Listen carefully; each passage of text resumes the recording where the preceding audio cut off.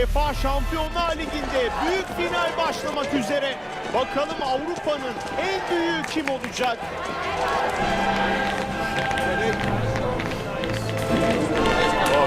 Fenerbahçe Galatasaray'la karşı karşıya. Bu büyük maç EA TV'de.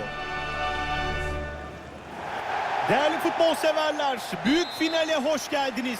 Avrupa futbolunun bir numarasının taçlandırılacağı ve bütün dünyadaki futbol tutkunlarının kilitlendiği UEFA Şampiyonlar Ligi finali bizi bekliyor.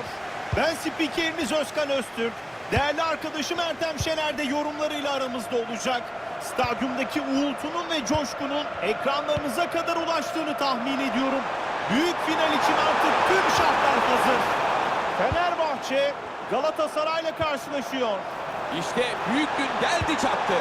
Anderson Talisca koşuyla gelen pası yetişti.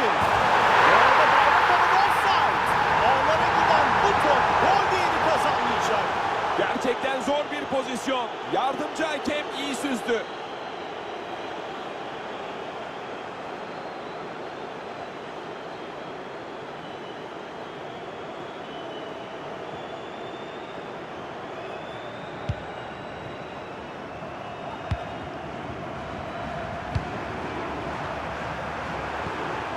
Leroy Sané. Havadan son derece dengeli bir top. Önemli bir hücum şansı. Kaleci kurtarıyor. Maç hızlı başladı. Rakibin ilk isabetli şutunda hata yapmıyor. Daha maçın başlarında önemli bir fırsat yakaladılar ve son derece etkili bir vuruş yaptılar. Ancak kaleci de üzerine düşeni yaptı ve rakiplerinin öne geçmesine müsaade etmedi. Müdahalesi başarılı oluyor.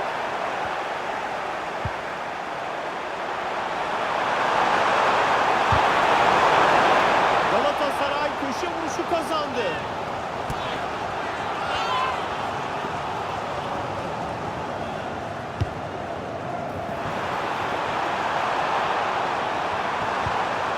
Eren Elmalı. Sané kaleye vurdu. Ve bu top kalecide kalıyor.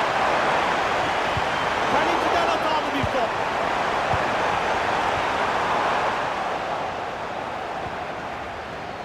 Takım arkadaşları pas için boşa çıktı. Etkili bir pas olabilir. Bu müdahale sonrasında tehlike geçiyor. Harika bir müdahale.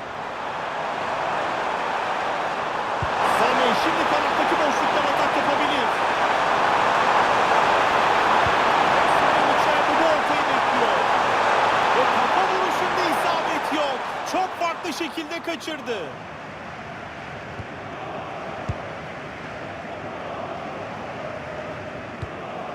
Kante. Top kaybı geliyor. Şimdi hızla ataçlıyor. Ve gol! Finalin ilk golü Galatasaray'dan geliyor. Çok büyük bir sevinç yaşıyorlar.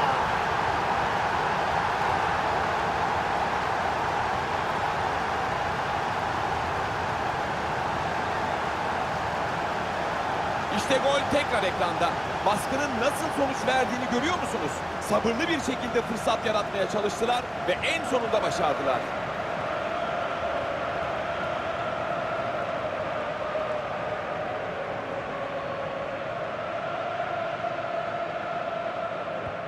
Hakemin düdüğüyle oyun tekrar başlıyor. Fenerbahçe rakibine karşılık vermeye çalışacak. Hücumda paslaşabileceği takım arkadaşları var. Kaleci bu topu rahatça eline alıyor. Davinson Sanchez. Davinson Sanchez. Rakibe baskı kurdular ve topu taca atmaya zorladılar. Genduzi. Bu topa vurabilir. Bu top ağlarda gol! Finalde skor eşitleniyor. Büyük bir heyecan var.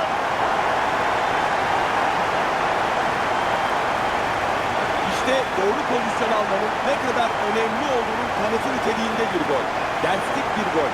Geriye sadece yakın mesafeden kaleye vurmak kalıyor. Skor eşitlendikten sonra Okan Buruk tepki gösteriyor ve oyuncularından daha mücadeleci olmalarını istiyor. Ve durum 1-1'e geliyor. Osimhen. Osimhen topu rakip ceza sahasına doğru taşımak istiyor. Şimdi önemli bir atak geliştirebilir. Kaleciden bu topa geçit yok.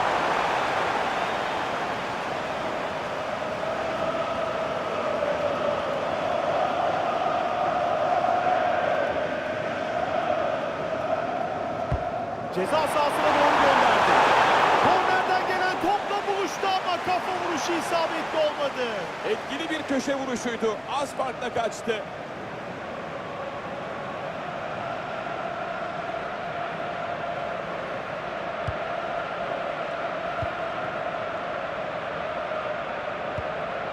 Kante. Uygun durumda birkaç takım arkadaşı bulunuyor. Tehlike büyüyordu fakat tam zamanında pas arası geldi. İyi savunma. Tehlikeyi gördü ve tam zamanında araya girdi. Öne geçme şansı. Kaleci kurtarıyor. Öne geçmek için iyi bir pozisyon hazırladılar. Ama bu kez kaleciye takıldılar.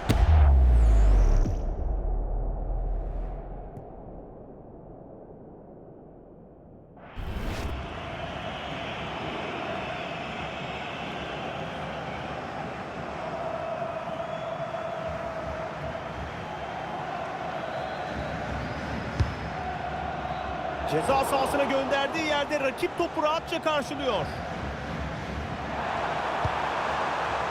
Yunus Akgün. Osimhen. Şimdi karşı atağa çıkma şansı. Mutlak fırsat kaçtı. Sert vurmak istedi ama isabetli olmadı. Bu kadar net bir pozisyonda en azından kaleyi tutturması lazımdı. Kante. Temiz bir müdahalede bulundu.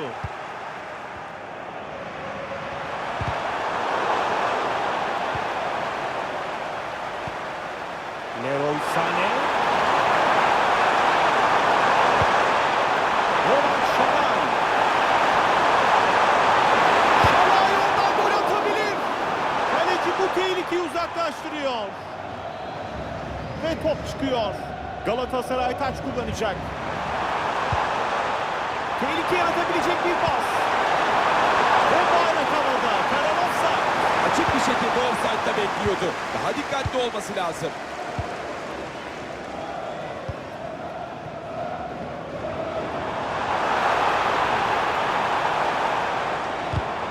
Fenerbahçe topu kaptırdı. Galatasaray kanatta boşluk yakaladı. Takımını öne geçirebilecek mi? Sert bir şutla gole çok yaklaştı fakat az farkla kaçırdı. Bu kadar yakın mesafeden daha düzgün bir vuruş yapması lazımdı. Kerem Aktürkoğlu. Ve bu müdahale sonrası top taca çıkıyor.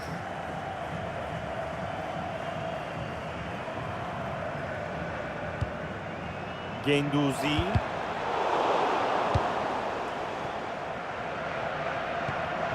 Derinlemesine bir pas düşüncesi ama bayrak havada. Tam anlaşamadılar. Biraz daha beklese arkadaşı offside'dan çıkacaktı.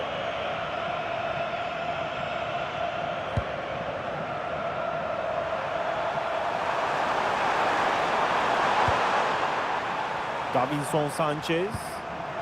Çok etkili bir müdahalede bulundu. Fenerbahçe hücumda etkili olmaya çalışıyor. Şimdi eşitliği bozabilir. Ve gol geliyor. Finalde öndeler. Müthiş bir sevinç yaşıyorlar.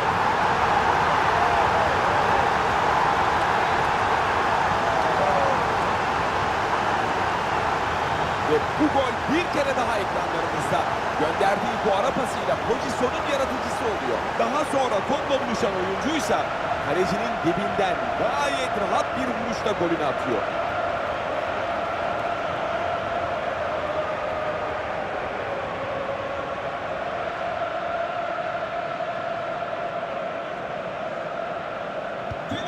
Oyun yeniden başlıyor. Skor 2-1. Torreira. Gabriel Sara. Singo. Gabriel Sara. Singo. Lang. İleride seri paslarla rakibin dengesini bozmak istiyorlar. Sane gene ortayı bekliyor. Ve bu kafa vuruşu çok farklı biçimde kaçıyor. Kafayla vurmak yerine topu indiremez miydi?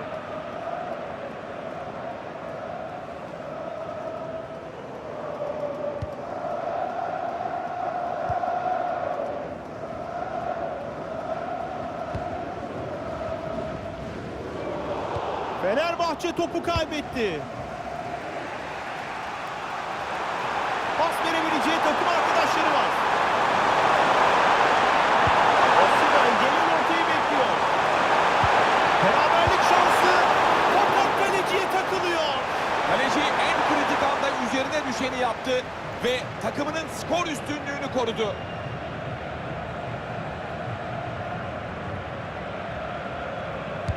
Ceza sahasına gönderdi. Etkili bir kafa vuruşu olmuyor. Kaleci kurtarıyor.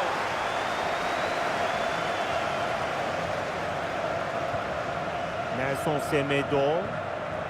Genduzi.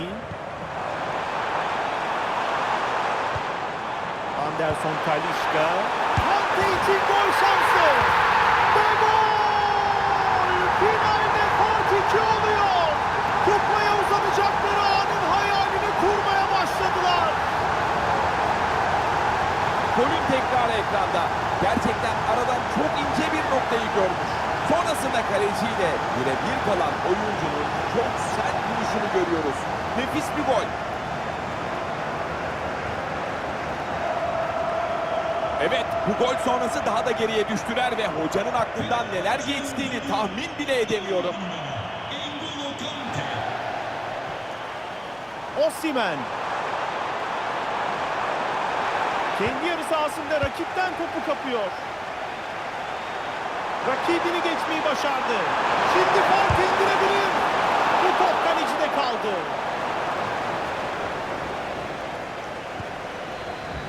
Genduzi. Ara pasını gördü ve müdahale etti.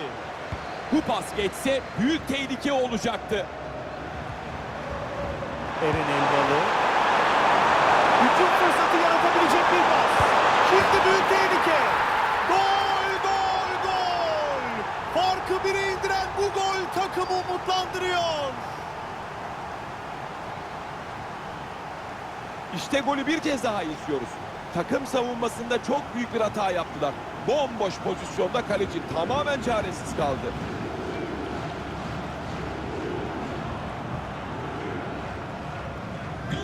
Oyun tekrar başlıyor.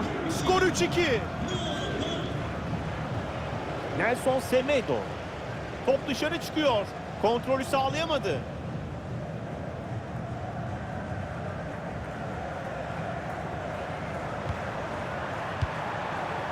Yunus Akgün. Ve bu atağın gelişmesine izin vermiyorlar.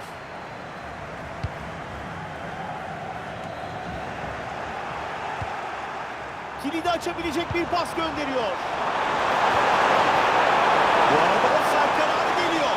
Pas için çok acele etti. Arkadaşı savunmanın hizasına gelmeye çalışıyordu.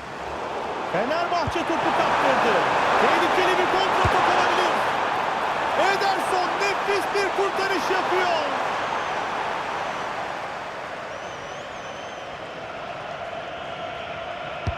Ceza sahasının içine doğru. Ederson yumruklayarak topu uzaklaştırdı.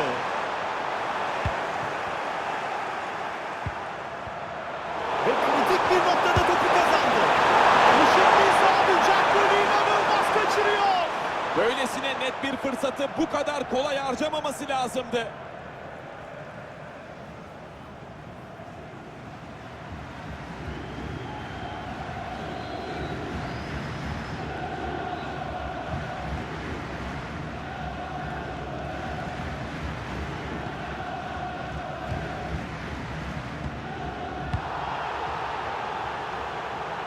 Fenerbahçe topu kaybetti.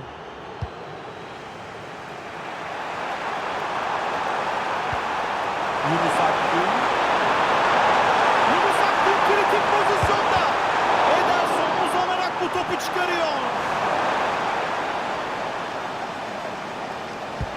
Derinlemesine bir köşe vuruşu. Topu tam olarak uzaklaştıramıyor.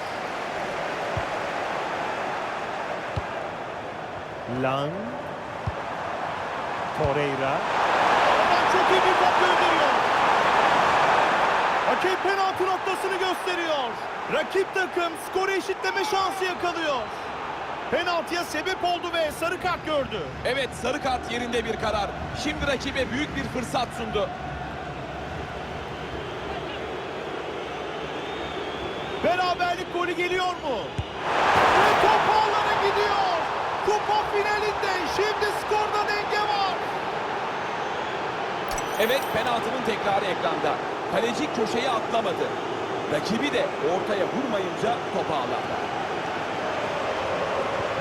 Müthiş bir geri dönüş izliyoruz.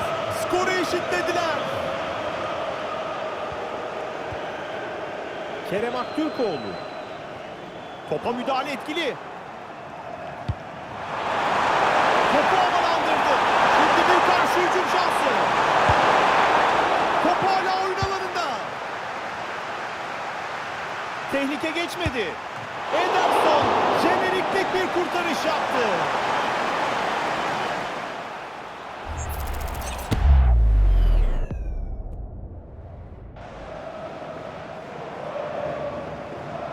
Yakınındaki takım arkadaşına kullandı. Büyük fırsat. Boş kaleye vurdu. Yardımcı hakemin bayrağı havada. Bu fırsattan faydalanamıyor.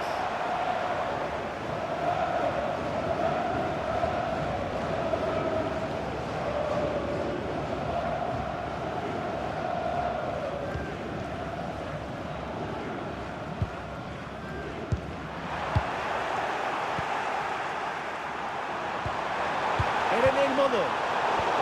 Rakibin gelişen hücumunu sona erdirdi.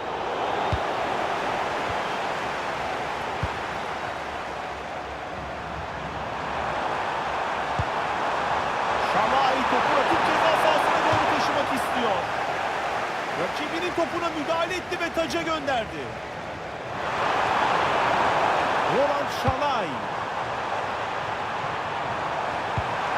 Hücum hareketlendiren bir pas gönderiyor. Şimdi güzel bir orta gönderebilir. Kaleciyi çok uğraştırmayan bir top oluyor.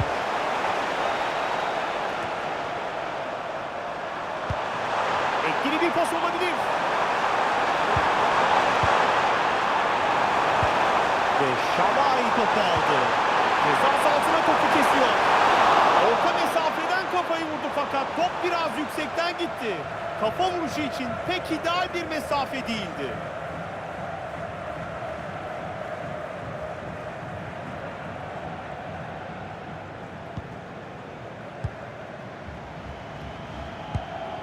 Kante. Anderson Talisca. Topun şiddetini iyi ayarlayamadı ve ara pasını kaleciye doğru gönderdi. Topu istediği gibi gönderemedi. Rakibinden sıyrılıyor. Osimhen. Ve kaleci kurtardı. Mutlak golü kurtardı.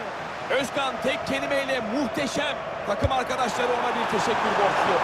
Uzaklaştırdığı top tehlikeli bir noktaya gitti. Şimdilik tehlike geçiyor.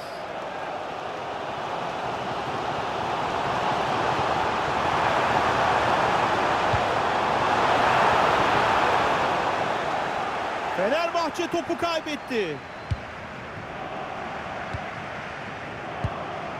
Torreira.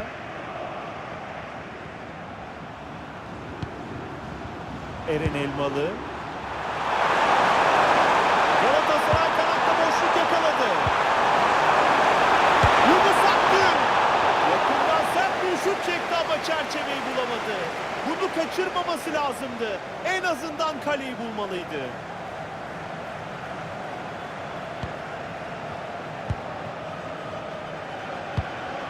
Kante. Marco Asensio. Hücum fırsatı yaratabilecek bir pas. Ve savunmada bu müdahaleyle topu rakipten alıyor. Şimdi karşı hücum yapabilirler. Güzel bir orta fırsatı yakaladı.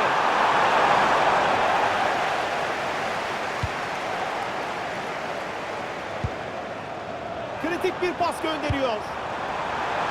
Şimdi öne geçebilirler. Bu pası keserek büyük tehlikeyi önlüyor. Osimhen yakından sert vuruyor ama isabetli olmuyor. Daha soğukkanlı olması gerekirdi. Kaleyi tamamen ıskaladı.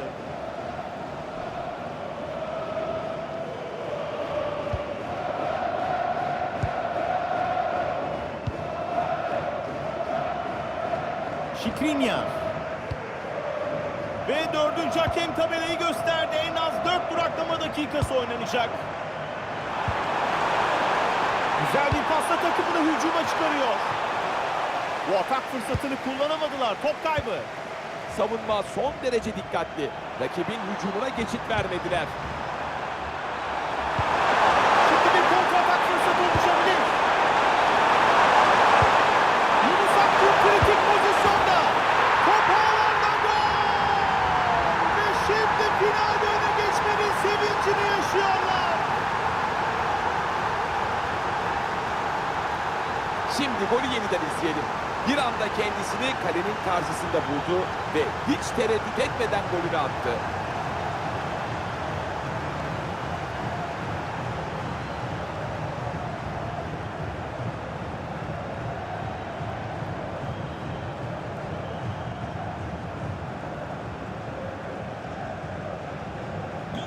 Maçta skor 4-3 oldu.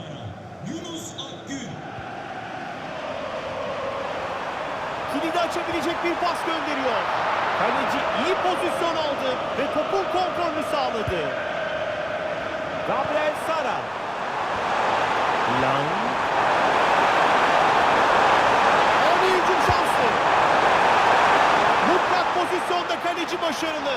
Etkisiz bir vuruş.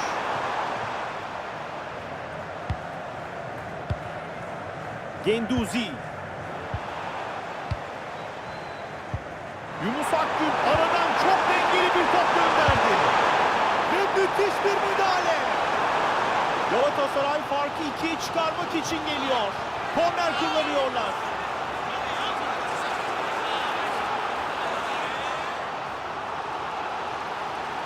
Kısa kullanmak istedi. Bu pasla hücumu harekete geçiriyor. Kaleye düşürebilir. Kaleciden iyi kurtarış. Hakemi 45 dakikayı bitiren düdüğü çalıyor.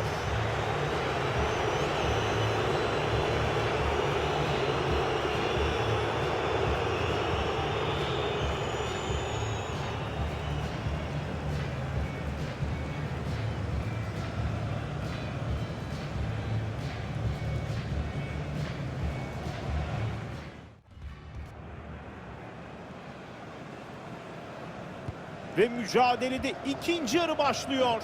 Fenerbahçe bir gol farkla mağlup durumda. Temiz bir müdahale yaparak rakibin hatanı durdurdu.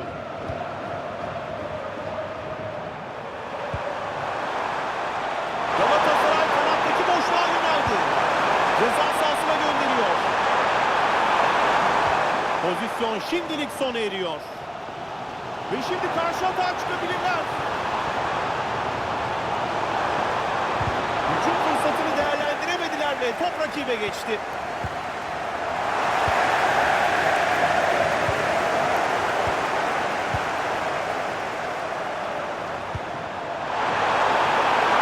Şimdi rakip kaleye bir atak fırsatı. Ve top ağlarda gol! Finalde fark 2'ye çıkıyor. Çok büyük bir sevinç yaşıyorlar.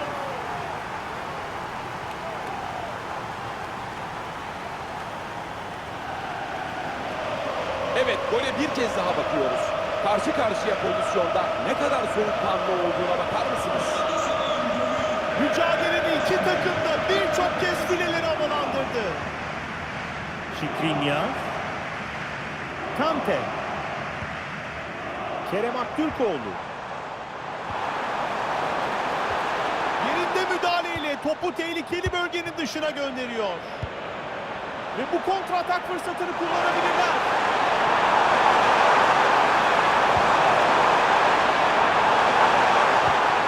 Torreira. Savunmada başarılı bir müdahaleyle topu kapıyor.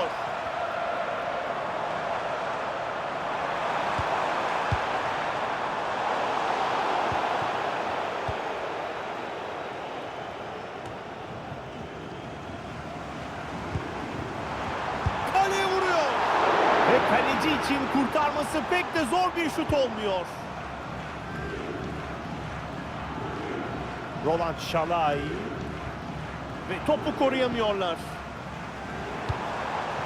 Pozisyon yaratabilecek bir pas geliyor. Bu arada yardımcı hakemin ofsayt bayrağı havada. Yani pas için biraz daha beklese arkadaşı zaten savunmanın hizasına geçecekti. Leroy Sané.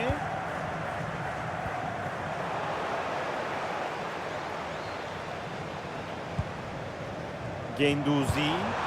Şimdi araya oynadı. Anderson Talisca şimdi tehlikeyi büyütebilir. Ve top ağlarda.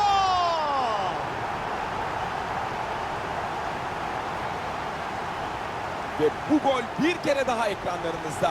Gönderdiği bu ara pasıyla pozisyonun yaratıcısı oluyor. Ardından kaleciyle karşı karşıya kalan oyuncu çok düzgün bir plaseyle topu ağlara gönderiyor.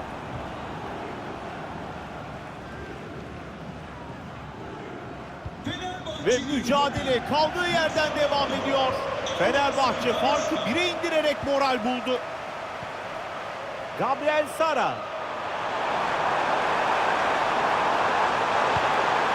Osimhen. Ve bu atak fırsatında topu kaptırıyorlar. Tehlikeli olabilecek bir ataktı. Savunma çok iyi pozisyon aldı. Muhtemel bir kontratak. Ve bu karşı hücum fırsatı kayboluyor.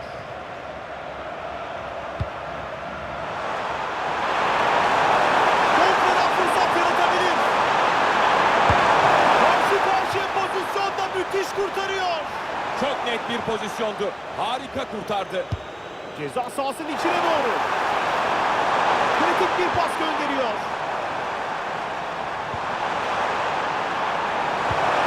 Davinson Sanchez topla buluşuyor. Ve müdahale etkili. Anderson Talisca.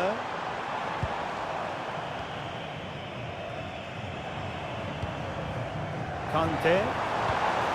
Fenerbahçe topu kaybetti.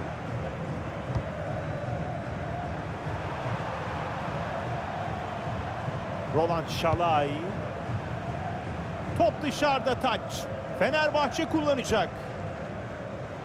Hücumda desteğe gelen arkadaşları var. Topu ceza sahasındaki takım arkadaşlarına doğru ortalıyor. Ve bu kafa vuruşunu kaleci kurtarıyor. Gabriel Sara. Havadan iyi yere gönderdi. Rakip kalede tehlike yaratabilir. Kalecinin kurtardığı top direğe gidiyor.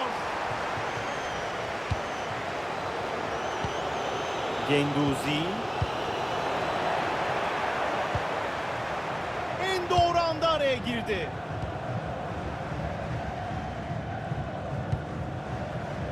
Kante. Kerem Aktürkoğlu.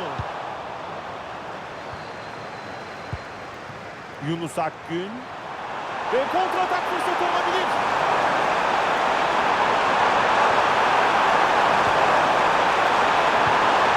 Bu arada yardımcı hakemin bayrağı havada. Pozisyon offside. Açıkçası biraz çaba gösterse ofsayttan kurtulabilirdi.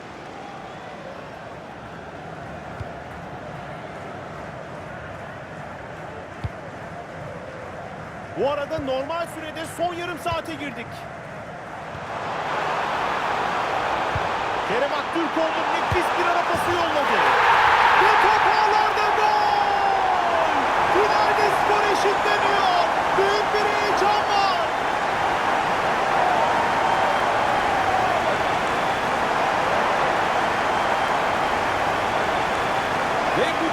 yeniden izliyoruz. Kerem Aktürkoğlu şık bir ara pasıyla tehlikeyi başlatıyor. Sonrasında bir anda kaleciyle karşı karşıya kalan oyuncu çok güzel bir plase vuruyor ve golünü atıyor. Skor eşitlendikten sonra Okan Buruk tepki gösteriyor ve oyuncularından daha mücadeleci olmalarını istiyor. Rakiplerinin farkı açtığı bu mücadelede pes etmediler ve skora dengeyi getirdiler. Tehlike yaratabilecek bir pas.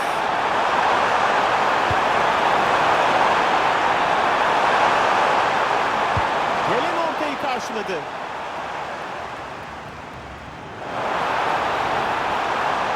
Bir anda ilerleme fırsatı buldu. Orta isabetli değil fakat rakibin baskısı sürüyor.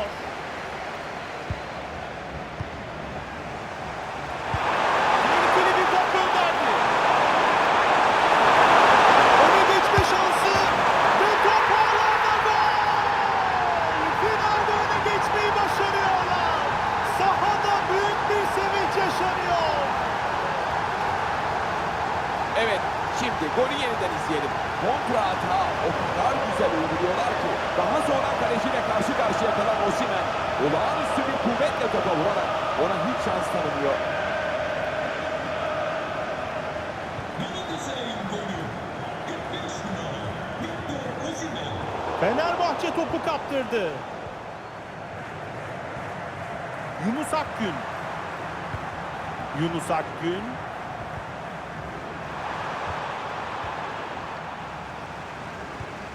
Fenerbahçe topu kontrol edemedi. Topu rakipten uzak tutmaya çalışıyor. Bu arada offside kararı geliyor. Pas için çok acele etti. Arkadaşı savunmanın hizasına gelmeye çalışıyordu. Topu tutamadılar.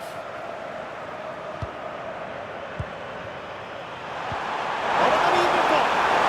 Sami arkaya sarktı ve topu yetişti. Şut şansı devam ediyor. Mutlak fırsatı kaçırdı. Sert vurdu ama bu top kaleyi bulmadı. Sadece sert vurmak yerine daha soğukkanlı olsa belki de golü atacaktı. Kante. Anderson Talisca. Şimdi takım arkadaşları yakınına geldi. Tehlikeli bir noktada ara pasıyla buluştu. Karşı karşıya pozisyonda müthiş kurtarıyor. Çok net bir pozisyondu. Harika kurtardı.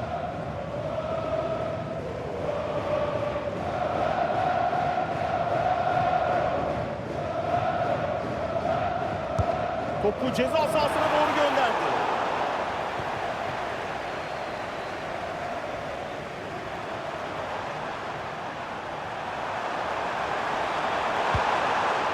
Yunus Akgün. Rakiplerinden birini geçiyor. Galatasaray farkı 2'ye çıkarmak için geliyor.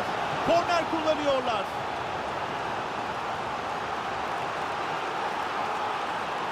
Yakına gönderdi. Ceza sahasına doğru ortalıyor. Kaleci kurtardı, tehlike sürüyor. Galatasaray topu kaptırdı. Anderson Talisca.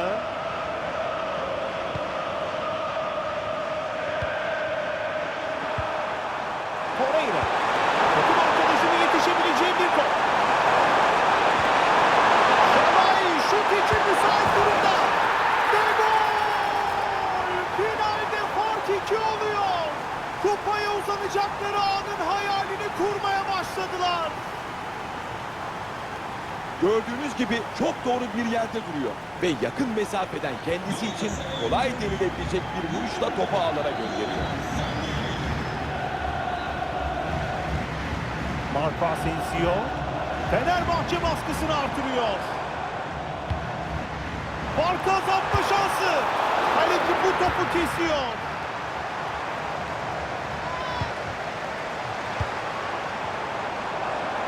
Şut çekiyor. Kaleci uzandı ve bu topu çıkardı.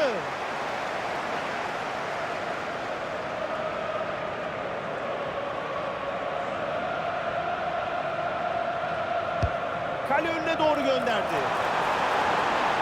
Kaleci kurtardı. çok net bir gol kaçtı. Bu kurtarışı her kaleci yapamaz Özkan. Refleksleri olağanüstü.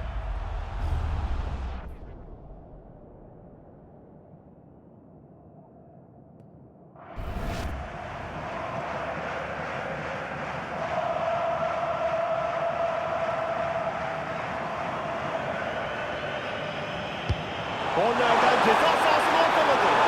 Ortayı takım arkadaşlarına değil, kaleciye doğru gönderdi. Lang. Abdülkerim Bardakçı. Kilidi açabilecek bir pas gönderiyor.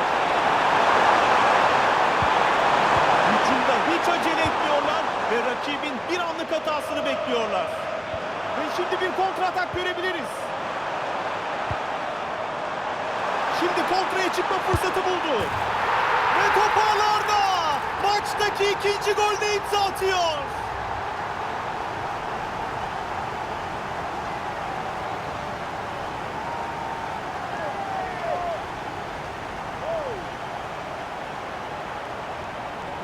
Golün tekrarı ekranda. Çok etkili bir biçimde karşı atağa çıkıyorlar. Daha sonra kaleciyle teke tek kalan oyuncunun ne kadar sert bir vuruş yaptığını görüyoruz. Bunu kurtarmasının bence imkanı yok.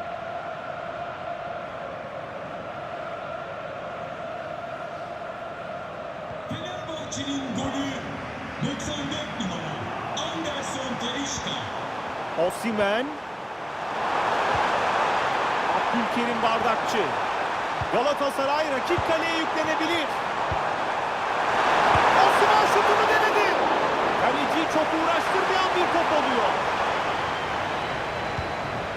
Osterwolde. Kerem Aktürkoğlu. Kante. Hücumu hareketlendiren bir pas gönderiyor. Marco Asensio. Süper bir kurtarış. Çok net bir golü engelledi. Çok keskin refleksleri varmış, çok. Tebrik etmek lazım.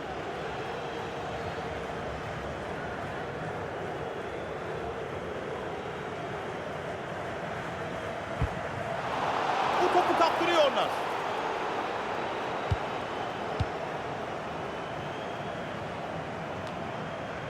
Torreira. Leroy Sané. Şimdi bir karşı hücum fırsatları var. Top oyun alanının dışında. Galatasaray taç atışı kullanacak. Hücum fırsatı yaratabilecek bir pas.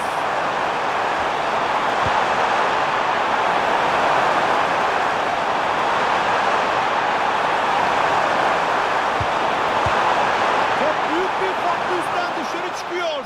İyi vuramadı. Top çok yüksekten gitti. Levent Mercan. Uygun pas opsiyonları bulunuyor. Fenerbahçe topu kaptırdı. Torreira. Yunus Akgün. Yunus Akgün. Yunus Akgün takımını hücuma çıkarma çabasında. Öndüre'yi hedefledi. Yakın mesafeden çok sert bir şut denedi, az farkla kaçırdı. Bu mesafeden öncelikle kaleyi tutturmayı düşünmeliydi.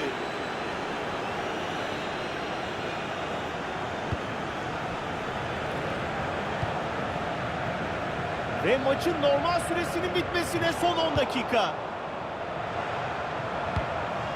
Fenerbahçe son dakikalarda beraberlik golünü bulmak istiyor.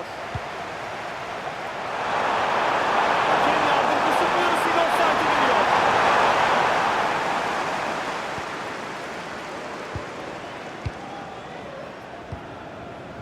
Kerem Aktürkoğlu savunmada iyi müdahaleyle topu kapıyor. Roland Şalay. Kontra için uygun bir fırsat. Mutlak fırsat. İnanılmaz. Kaçırdı. Fırsat ayağınıza gelmişken bu topa daha iyi vurmak zorundasınız. Bakalım bu pozisyonu arayacaklar mı? Marco Asensio. Fenerbahçe topu kaybetti. Lang.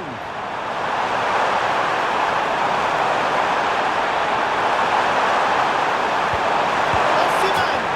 Gol, gol, gol. Finalin son dakikaları oynanırken fark 2 oluyor. Bu iş bitmiş olabilir. Şimdi golün tekrarına bakıyoruz.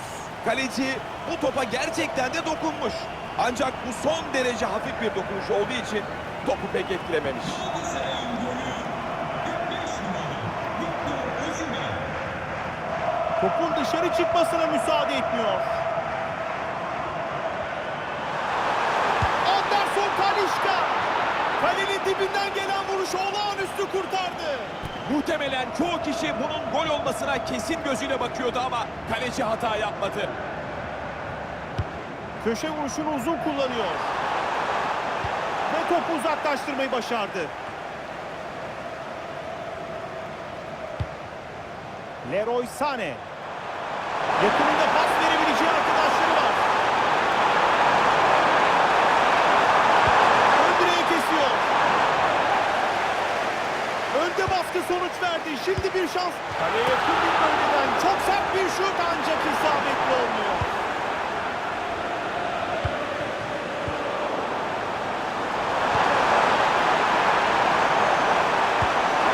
Pasını gönderdi.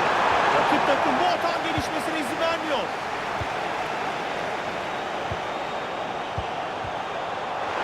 Tehlikeli bir kontratak olabilir. Bu şutu kurtarmayı başarıyor. İçerideki takım arkadaşlarını düşündü. Top uzaklaştırılamadı. Tehlike devam ediyor. Bu kez fırsat yaratamıyorlar. Ve Fenerbahçe kanatta bir fırsat yakaladı.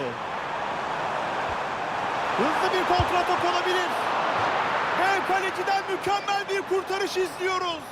Rakibini çok iyi takip etti. Müthiş refleks.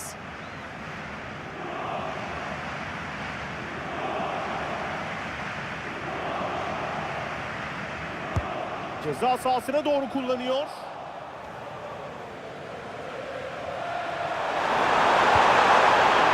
Ve kontratak fırsatı olabilir. Rakip kalede tehlike yaratabilir. Ve kaleci müthiş kurtarıyor. Rakibin etkili hücumunda kalesini gole kapatıyor. Gerçekten harika bir kurtarış izledik. Rakip neredeyse kusursuz bir kontra atak geliştirmişti. Ama kaleciye takıldılar. Karşısındaki rakibini geçti. Uygun durumda birkaç takım arkadaşı bulunuyor. Sadio Mané çok yakın. Toplam fırsat kaçtı. Sen vurmak istedi ama isabetli olmadı. Bu kadar net bir pozisyonda en azından kaleyi tutturması lazımdı. Marco Asensio. Fenerbahçe topu kaptırdı. Yunus Akgün şimdi aradan harika gördü. Sane oradan gol atabilir. Kaleci bu şutu iyi takip ediyor. Kante. Marco Asensio. Şimdi harika bir ara pası yolladı. Güzel bir ara pası düşüncesiydi ama offside bayrağı kalktı. Gerçekten çok zor ve doğru bir karar. Yapabilecekleri bir şey yok. Arkadaki boşluğu gördü. Top ağlarda gol. Son dakikalarda bir gol daha bularak bu işi bitiriyorlar.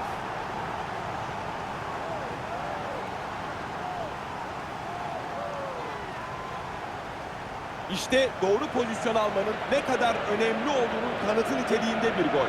Derslik bir gol. Geriye sadece yakın mesafeden kaleye vurmak kalıyor. 45 numara Victor Osimhen. Nelson Semedo. Kante. Fenerbahçe topu kaybetti.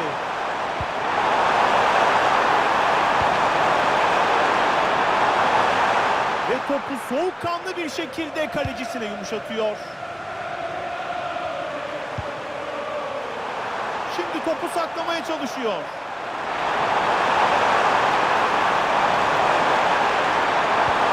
Hücum fırsatı yaratabilecek bir pas.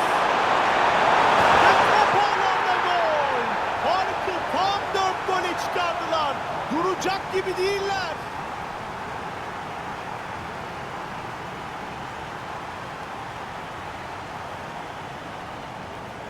Ve bu golü yeniden izliyoruz.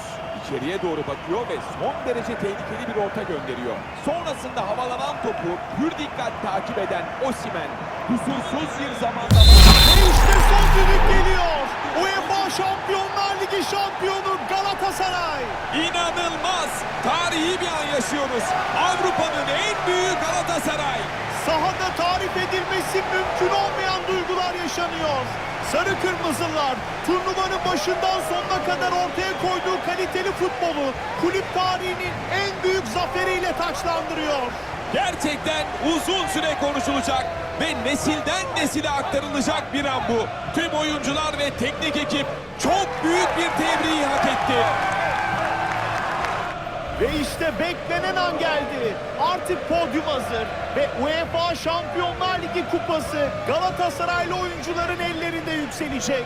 Her takımın rüyalarını süsleyen ihtişamlı UEFA Şampiyonlar Ligi kupasını kazanarak çok büyük bir iş başardılar ve bir şehri ayağa kaldırdılar. Şimdi hep bir ağızdan haykıralım. UEFA Şampiyonlar Ligi şampiyonu Galatasaray.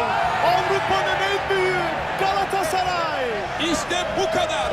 Sarı Kırmızılılar çok çalıştı, çok çabaladı ve kulüp tarihinin en büyük kupasını kazandı. Bütün Galatasaray camiasını yürekten tebrik ediyoruz. Büyük bir gurur yaşattılar. UEFA Şampiyonlar Ligi zaferiyle sonuçlanan bu büyük serüvende oyunculara eşlik eden taraftarları da unutmamak lazım. Onlar da bu unutulmaz şampiyonluğun mimarlarından biri. Takımlarını gönülden desteklediler.